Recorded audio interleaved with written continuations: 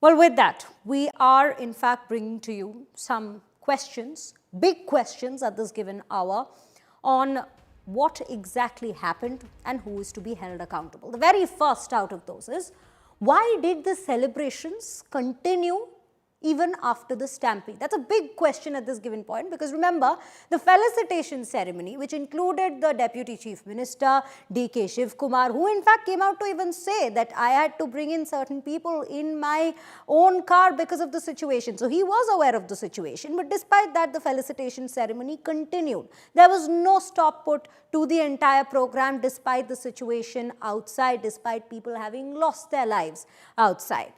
The second question at this point, why did Netas ignore cops' crowd safety alert? The cops had come in to say, because we are speaking of a capacity of 35,000 within the stadium, despite which 2 to 3 lakh people turned up. And that is the kind of crowd that was seen outside the very stadium. But despite that, all the big officers of police were sent outside the Vidhana Saudha. So there was a glaring negligence when we speak of how the cops went about, and what it seems like at this given point is there were no clear instructions for them as well as to what exactly should the protocol be, what protocol should they be following for the situation that in fact unfolded outside the Chinnaswamy Stadium. There was clearly a lack of preparation.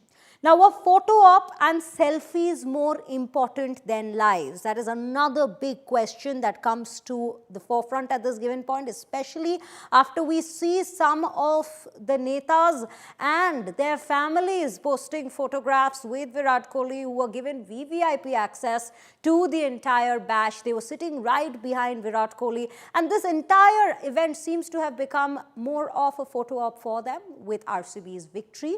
But yes, they clearly ignored the people and the loss of lives outside, which was a rather crucial, and it was at a rather crucial juncture at that given point. Then, next up, why did the government fail to anticipate the crowds? Where did they go wrong with 2 to 3 lakh people coming in to a capacity of 35,000? And even if they did, why were there no preparations on the ground for this victory laps to take place? Then should they have postponed it a bit to be completely prepared, or were there massive gaps in their own teams and authorities with regards to how they prepared for this very event? Now, why were proper crowd control measures missing from this very place? This is another question that we are asking at this given point, as to we see the kind of situation that unfolded that was a clear consequence and result of crowd controlling measures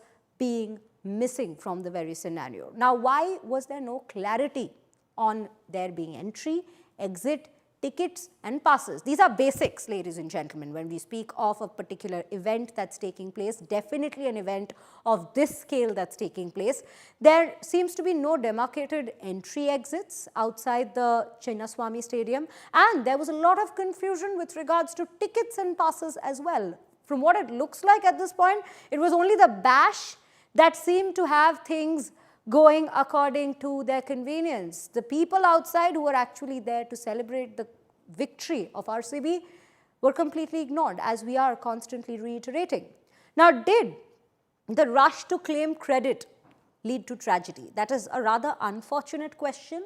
But yes, that is also another rather important question that's coming to the very forefront at this given point. And more importantly, more than the rush to claim credit at this point, from what we see, it has quickly turned into a blame game being played by the government, by different other stakeholders who are constantly passing the buck to each other.